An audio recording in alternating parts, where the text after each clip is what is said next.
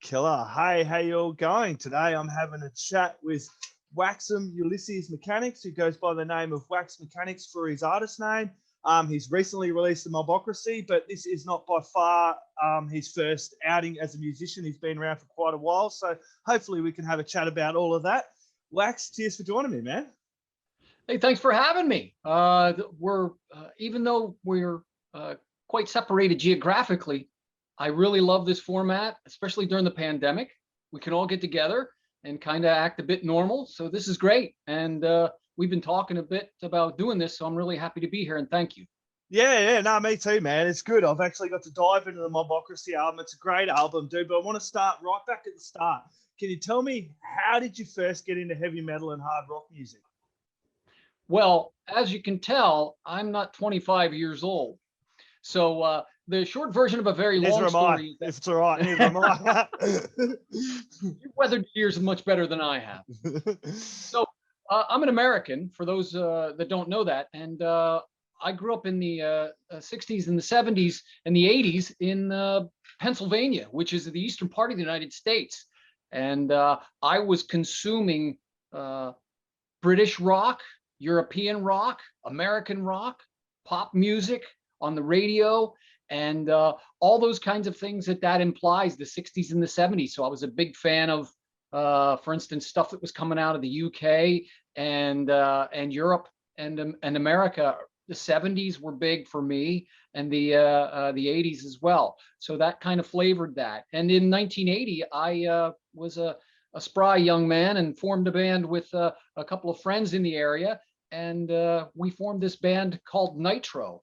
And not to be confused with the folks that were all glam and hair in the 80s from Los Angeles. We were more of a sort of a Metallica thing, influenced by the new wave of British heavy metal and the American mixture that was coming out. So we took stuff from across the pond, and I cannot leave out a huge influence on us, which is near and dear to, I'm sure, your heart and those that are your listeners in that part of the world. AC/DC was huge for us, and we grew up on a healthy dose of that. So we were getting stuff from you folks. We were getting stuff from America and the UK.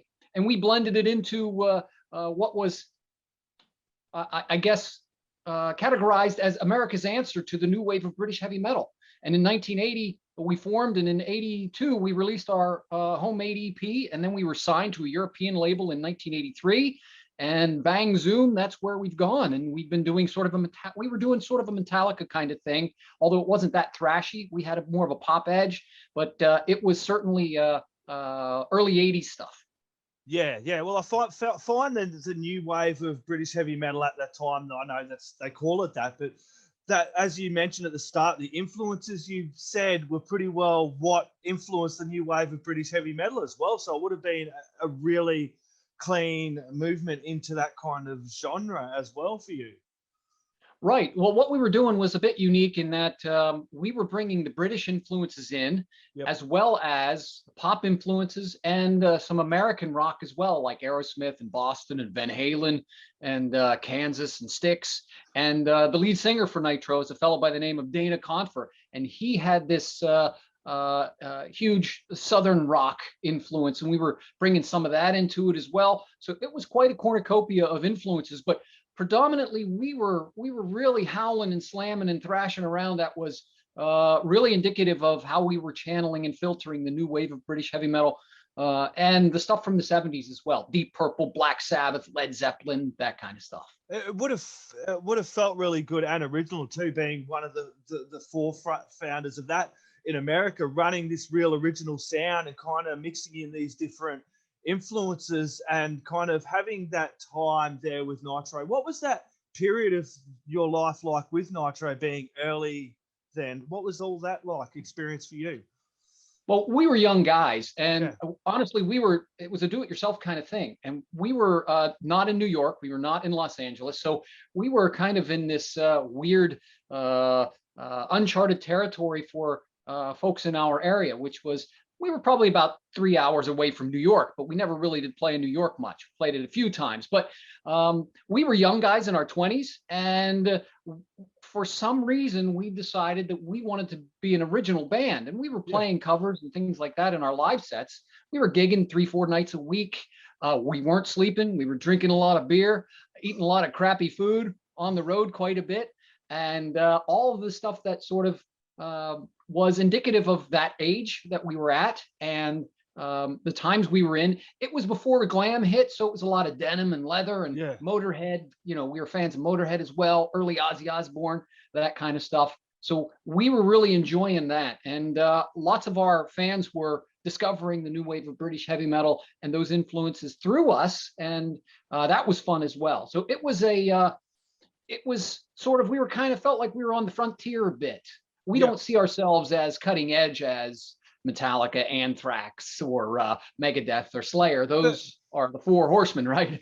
You find bands like that. Look at guys like yous as well. I've interviewed a few bands that have been really big just before the Metallica time, and like hearing like Kirk was like a big fan of one of the bands I interviewed, and bands like yourself kind of laid the groundwork for bands like that to come through. I don't think Nitro should sell himself short as well.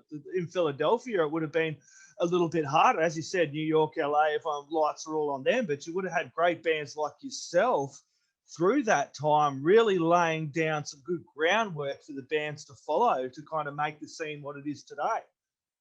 We did feel like we were a bit on the cutting edge. I want to make sure that everybody understands we have a mockery and we have it well in perspective. The internet sort of fetishizes everything, and we're part of that cult. We are a bit surprised by our reputation. We are a bit puzzled by it. We're certainly proud of it because we earned it. That kind of thing you can't really synthesize or cultivate or buy. It has to be earned, and we earned it, and we're certainly proud of it. So did we influence people? You know, it's not something that really crossed our minds a lot, but just academically, intellectualizing the whole process, I could see where we might have been part of that. And listening back to those records, it sounds prototypical to some of the things that came afterwards. So we're kind of proud of it. It's fun, but we don't take it too seriously, and we know where we're at in the pecking order. Yeah. Can you tell me about the releases you were released with Nitro too? I want to ask about that because I tried tracking down some music from Nitro and found it really. I can make sure you get some. Yeah, cool. That would be good, man. How many releases did you release with Nitro? Well, in 1982, we woodshedded it, and it was a do-it-yourself kind of thing before do-it-yourself was cool, I guess. Yeah. And we entered a local studio and we cut maybe a half a dozen tracks, and then we had a demo tape, and then we said, well, we're going to play gigs, so let's just see if we can get some records made. So we made our own record, and that was what was called Lethal. So that was the first release. That's the one. I was listening to that. I'm glad I'm right. EP. Yep.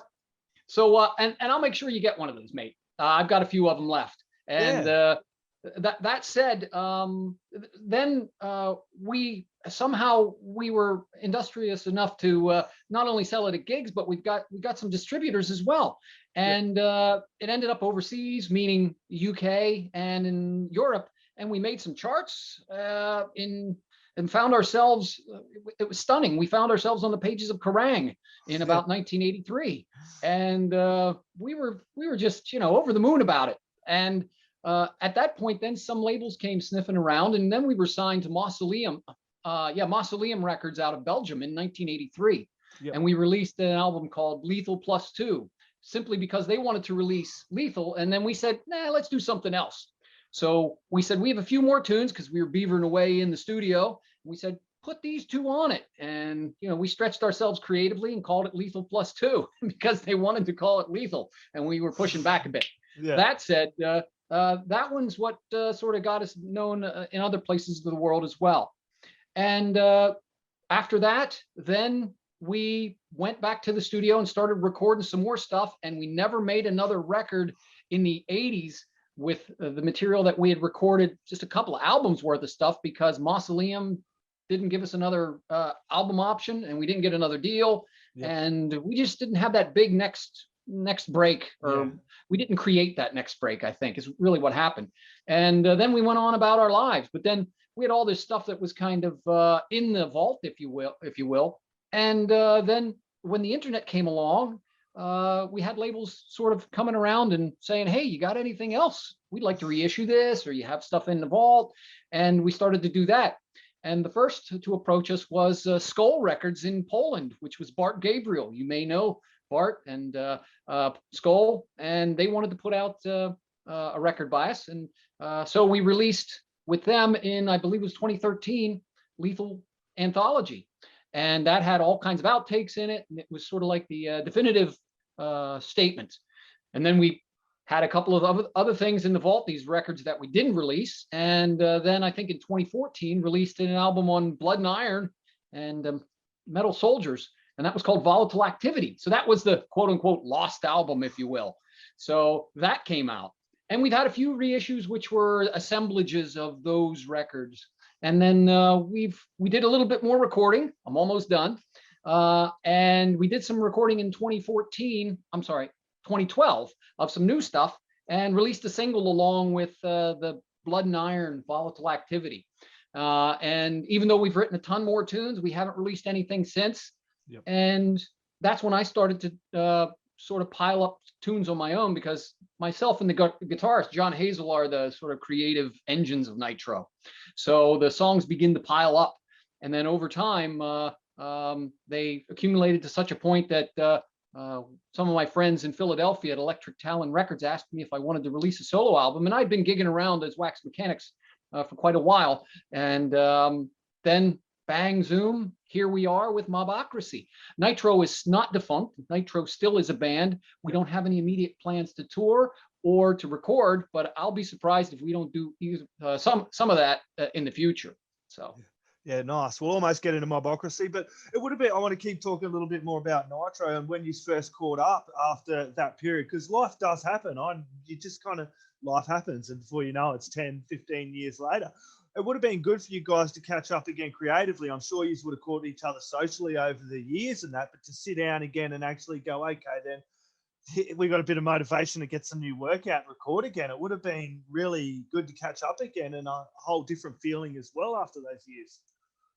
Yeah, we had the single we released was it showed some evolution. We were always friends. We kind of lived in the general same area of the United States. Some of the guys even played in bands together. There were 4 guys. Me, I was on drums. John Hazel's the lead guitarist. Dana Confer's the lead vocal. And Brad Gensmore is a bassist. In different permutations, we'd all played together over the years. So we kind of stopped touring in about 85, but ever since there have been these little flashes of getting together. But we really got together in earnest probably about 2012 and said, we've got this pedigree that people are interested in, so let's release some records. Yep. As people were asking. And we never really thought at that point that we were going to be doing any more recording. So you have to get together and sort of take care of the business and make decisions and have some beers and some pizza and, hey, how are the kids? Yep. So, and we all knew each other pretty well, and we've always stayed in touch. So at that point, we decided, next thing you know, amps are turned on, cymbals are put on stands, basses are strung up, and we're thrashing around. And what do you have? Oh, I have this. What do you have? Oh, I have that. And then the next thing, we're writing songs. So we wrote probably about, I'd say, maybe 6 songs that we finished, and released one that was called Uranium. And that was a really interesting, for those that are interested in it, it's on Volatile Activity, which came out on Blood and Iron Records. And in any case, that showed a pretty interesting evolution. It still sounds like Nitro, but it sounds like Nitro that's evolved, and that was cool. Yeah. And we've talked about doing some more work, and the pandemic hit, so that slowed everybody down. My solo album is in full swing now. Yep. So we're not saying no to anything. I'll be surprised, my friend, if something doesn't happen. And we've got a lot of songs that are chambered that we haven't recorded yet. So I'll be surprised if we don't do something. That's it. And that's my subliminal signal to the rest of the guys, by the way. That's it. Awesome. So leading into your solo project, it would have been as you said, to play drums. Can you tell me a little bit about the beginning of this solo project? What inspired you to go, you love music, but what inspired you to go, okay, and I've got these tracks, I want to create music still, but under this project? Well, the songs for those people that write songs, they're kind of like shark's teeth, man. There's one right behind the other one. So it's not something that you really turn off and turn on, at least not for me. Now, different songwriters do it differently, but there's always one in the pipeline. you know, there are 4 of them that are real close to being finished right now. I'm constantly writing. I have been since I was a teenager, and it just doesn't stop. In the same way with the other guys, although they do it at a different pace. In my particular case, the songs were piling up, and I found that the times were beginning to affect me a bit. Probably about 2015, 2016, I could feel in America that something was going on. And frankly, it always was kind of going on, but it started to become more pronounced. The socio and political and economic problems that America is known for now that happened in those years. Yeah. So in the run up to that, the songs that I found myself writing were kind of reflecting those themes. And I'm not sure how everybody else does it, but I kind of let it happen. You know, there's a certain craft to it and some technical stuff. And those people that do write and record, they know that there's a certain mechanics, there are certain mechanics that are involved. But those songs started to come to me, and they started to sort of reveal themselves to be interconnected. And they were tied to the socio-political, economic times that I found myself in. And then I got a group of them together, and they started to flesh out, and I found out that they wanted to be in a group together. So I wrote about a dozen songs on this theme, which is reflecting the crazy thrashing around that America was doing in 2015 up through 2020 and beyond. We're still going through it here in America. So that inspired me to follow it. So I followed it, and I fleshed it out. I kind of let it be what it wanted to be. It's not being arty farty about it. I try not to force them, although there's some craft involved. Yeah. And it wanted to be this related set of songs, and it wanted to be about the tectonic shift that was going on in America, and that's what I let it be. So there were some songs that didn't make the album that are sort of leftovers, and hopefully they'll see the light of day too. But what I tried to do is to sort of compress it down into, because EPs are de rigueur, right? And you can't give people a double album these days if you're not Tool or somebody, you know. So I had to make a statement that was very focused. And when I was talking with Electric Talon, we decided that those 6 songs that appear on Mobocracy said what I wanted to say, how I wanted to say it. I'm predominantly a rock artist, and I wanted it to be thrashing. I wanted it to be heavy. I wanted it to be howling, and I wanted it to say something. And I have to be honest with you, it came out better than I thought it would, especially because of the people that I surrounded myself with. Great players. The fellow that mixed it is relatively well known. He's a producer by the name of Gene Machine Freeman. Machine's done records with Lamb of God and Clutch and King Crimson and Crowbot. And you can see his pedigree on the internet. So Machine's a buddy of mine, and I'm just thrilled that he is the sonic architect to this. And my producer is a Philadelphia guy by the name of Electric. And between those 2 guys who really know their way around the studio, all I had to do was to show up, be creative, play some guitars, the drums, do some singing. And I surrounded myself with some other musicians. And we ended up with a record that is much better than I thought it would be. And Mobocracy seems to be, the universe was kind of conspiring with me. It was the right record at the right time for me to make. It feels right. It doesn't feel forced. Other people may beg to differ, but it wasn't premeditated. I have to be honest with you, and I swear to God, it happened on its own. I didn't force it. So that told me that there's some sort of karma in the universe, without getting too creepy and mystical about it, but felt like things were working with me instead of against me. Yeah, it's got a great sound. And as you said, a lot of the ideas have come from what you're seeing going on in America and the world, but it doesn't, you can read that in the lyrics, but it doesn't get overly preachy, if you know what I mean. You can sit there and listen to the music as on its own as a track and go, damn, Victorious, this rocks. You know, the Mad World, I was listening to that before, Black. It's just such a great album, really well produced, amazing sound. And the tracks, for me, I like listening to a little bit of commentary in music as well, because it's always been done. I like listening to some music where you can tune out, but there's also other music that I like listening to, like yours, where it comes from a commentary point, you know, and this, people can look back at it.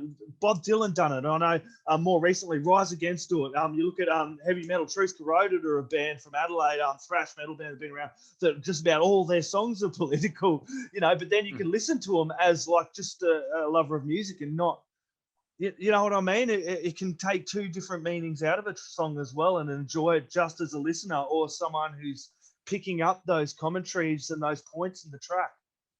My mission statement was, after it kind of came into focus to me in probably about 2015, what it was going to be, I had a mission statement that I communicated to everybody. Now, I'm not a genius and I'm certainly not a tyrant, but I said, this is what it wants to be. It wants to be heavy. It wants to be hard. It wants to be strident. It wants to be confident. But we have to have two components to it. It has to do two things. One, it really has to rock. So we got to get people from the neck down. And then the times are dictating that thematically and lyrically, it wants to also speak to the mind a bit and maybe to the heart and to the emotions. And on top of that, I'm a big fan of pop music. So I didn't want it to be sort of too edgy and abrasive. What I wanted it to be was singable. I wanted it to be catchy. I'm a big fan of the Beach Boys and Beatles and Queen and, you know, AC/DC. That stuff is all singable, and it needed to be that as well. Yeah, it did.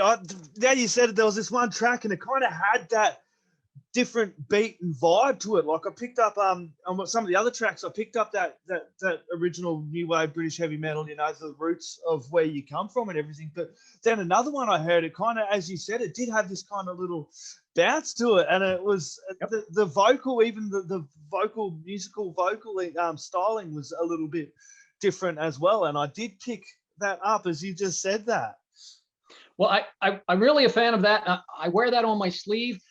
Even though I'm a rock guy, I really enjoy pop music, not to a point where it will crowd out the rock aspect. Yeah. I think that's fundamentally who I am. But you know, those things that I kind of mentioned, those the Beatles and the Beach Boys and Bob Dylan and you know, the new wave of British heavy metal. And I even got some punk poppy vibes in that track you're talking about as well. It was like, I did pick it, as you said, it wasn't overly like poppy. I was thinking more like your punk pop kind of vibe too, and you know, it was good. It was really well done. Well, when you said that, it hit me. Well, it's mission accomplished. Then it's thrilling for me as a songwriter to know that I've communicated what my original intent was. So thank you. That's affirmation. That's jet fuel for people like me. So I'm glad that that got across. You were talking about this punk aspect, and I really wanted to incorporate some of that as well, because the early Nitro really had an edge of that, and I loved that. And Brad Gensmore, the bass player of Nitro, was a huge fan of Ramones, MC5, turned me on to stuff like that. And then in the 70s, whenever Elvis Costello came along, I was a big fan of his. Specifically, I say that because there's a tune on the record called All Freaks, and it's got that sort of punky vibe going to it. And that was me writing in my little bit of an Elvis Costello influence. So, and there's some Ramones in there as well. If you'll notice, there's not a guitar solo in that song. So whoever heard of a heavy metal album, hard rock album without a guitar solo? Well, if you turn your vision to you know, the punk movement, which is part of Nitro's DNA and part of mine as well, that's that I wanted to bring that to it. So some of these things were pretty deliberate, and songs like Victorious, you know, that's classic primal rah rah Queen, we are the champions, we will rock you stuff. But also on a primal level, I wanted it to satisfy people. But additionally, the lyrics had to be fitting with the rest of the album. So it kind of talks about wielding power in an arrogant way. Yeah, that's the best way to put it. So you can take it. It had to do two things. It had to satisfy me on a primal level, like you know, We Will Rock You or Crazy Train or something like that, or Thunderstruck does. But I also wanted it to dovetail with the record and to say something. Whether I got that across or not is another story, but there's a video for it, which I really tried to accentuate that aspect. Yeah, I love the pop stuff, but I am a rocker at heart, and all those influences that I talked about, we can go through each one of those songs, and I can pinpoint where they are all influenced, who they were all influenced by. Yeah, well, we can do that if you want. Go on. We'll go start with No. This is your show, man. Yeah, I'm following you. Yeah, man. That's cool, dude.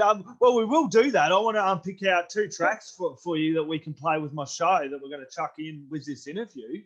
Would you like to pick out? We'll go probably two tracks. You pick out two tracks, and you tell me a little bit about them tracks. Okay. Well, let's first talk about All Freaks. Yep. All Freaks is the one that I was just alluding to. That one has a bit of the punk influence, and there's it's almost a punk pop kind of tune. And so musically, I was trying to channel the Ramones.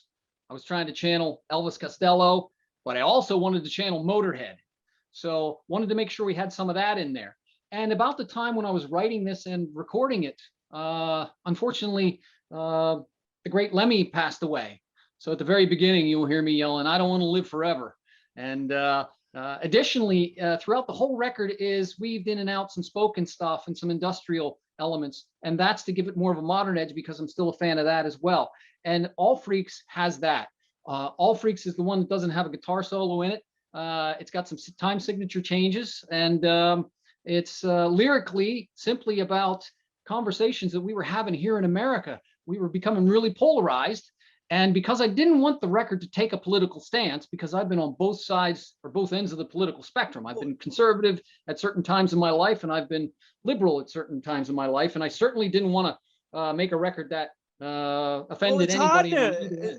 Sorry to jump in there, but it is hard in America. Like, if people get so overwhelmed by politics. For me, someone in Australia, like over here, we don't get as invested in our politicians, because at the end of the day, we know our politicians are gonna screw us one way or the other, I think, in the heart.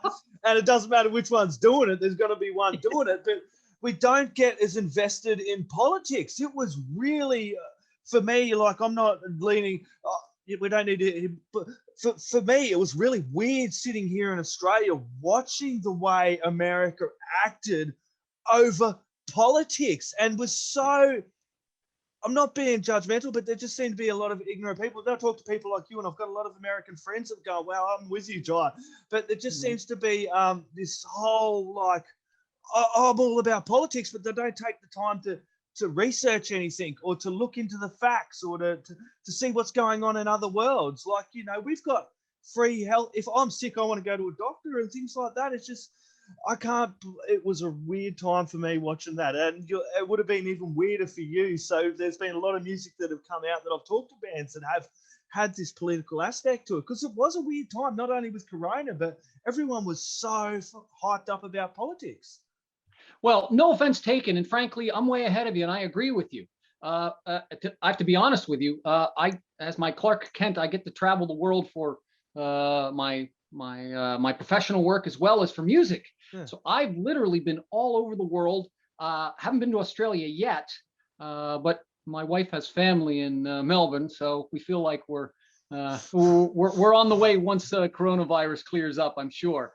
That said, so I take the temperature around the world. So I don't take offense to that. I'm a proud American, but I know for sure that my family's been in this country for probably 6 or 7 generations. So I know what America is like. I know the dark underbelly of America. I know the goodness of America. We are a messy people, and you're right. I think Americans were really getting hopped up quite a bit on the political polarization that was going on. And I'm a pretty level-headed guy. I like to see the sunny side of the mountain for the most part. But that vibe really permeated society in 2015 on until, and it's still a huge part of it. Now, to your point, lots of our folks here in the US are intoxicated by social media. And I'm sure we're not the only country. Yeah. Now, do all of our people dig deep and think clearly about meaningful political thought? The answer is no. Now, are we much different than most people around the world? I really don't think so. We've got people that are deep thinkers and other people that see things at the surface. One thing is for sure, we're incredibly diverse. We're really passionate about stuff. Obviously, we think we're the big dog on the block, so we're a bit arrogant. And we see that America is probably, we think that America is the center of the universe, and we know that it's not. So that's why we're a bit brutish about how we approach everybody. That being said, I personally try not to do that, and I try to be self-aware about what American perception is around the world. I didn't want to make this record that took a political stance, and I certainly didn't want to embarrass an American thought process by putting this out to the world. So when I was writing it, I wanted to make sure that I knew that it was going to go out, and that I didn't want to embarrass myself, my country, or my family. And I wanted to make sure that the rest of the world knew that we were thinking about this deeply here. Some of us are. It's been messy. It's been a bit embarrassing.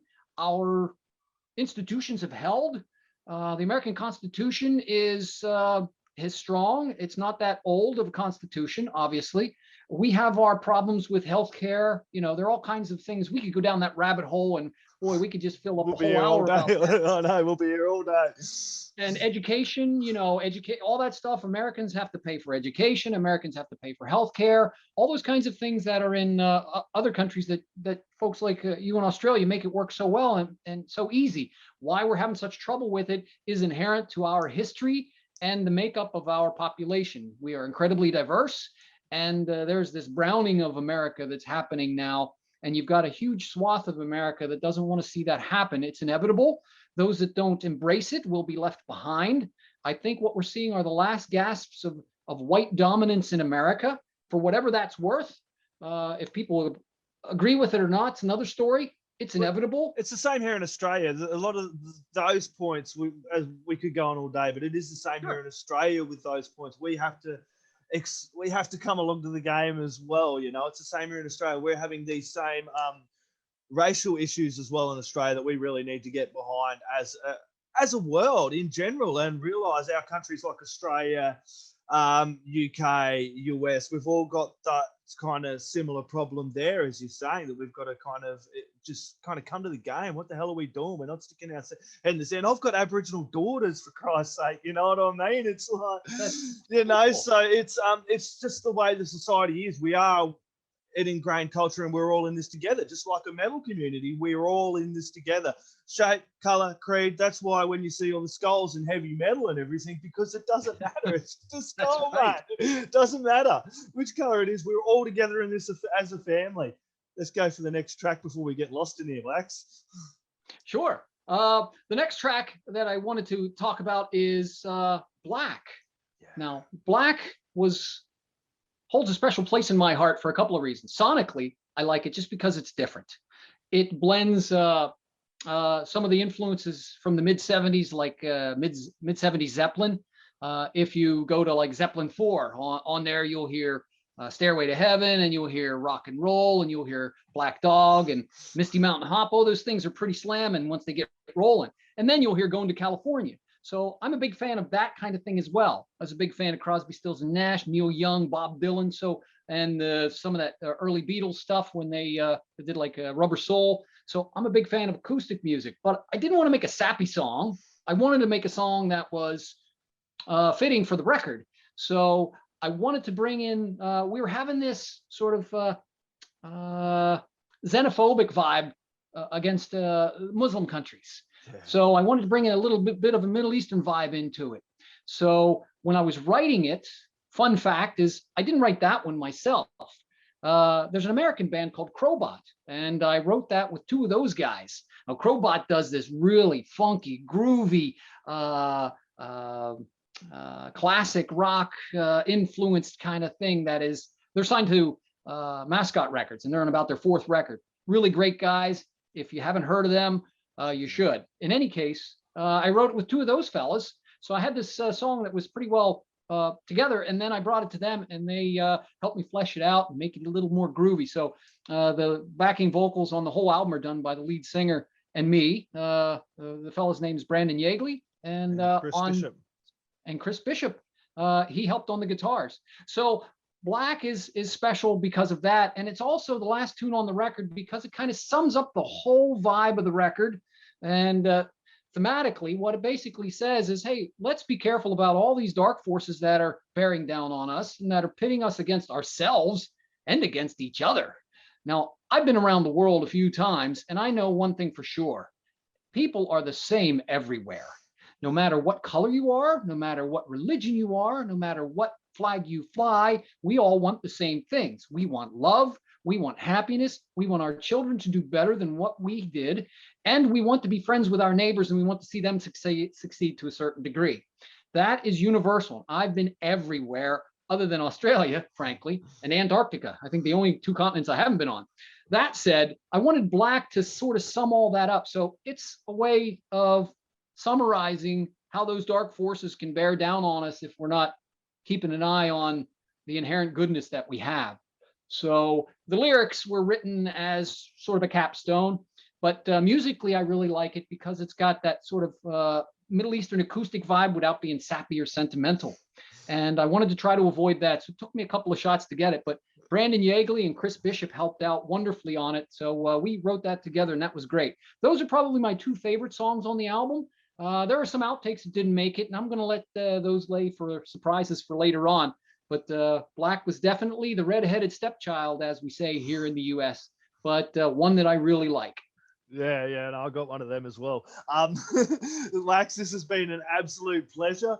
Thank you very much, man. Any last words, shout outs, thank yous you'd like to add in? Well, I'd like to thank you, first of all, because it's my understanding that you're kind of drinking from a fire hose there, my friend. You've got all kinds of music coming at you 24/7, and everybody wants your attention. And, you know, I've been sort of in your muzzle a little bit too, which I didn't mean to be too far up your muzzle, but I appreciate that you've given me the time. I understand the deluge that's coming at you, and that's a good thing because there's a lot of people making some really good music that's taking up your time. So first of all, I want to thank you for that. And anybody that's out there that's listening, I want to make sure that it's understood how much I appreciate them even giving this the time of day. I understand the amount of music that's released every day, and I'm just a small part of it.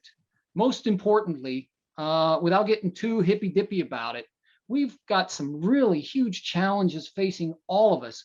The pandemic is just an indication of the kinds of things that we can face, that we will face, and that we can overcome if we work together without getting too groovy and lovey-dovey about it.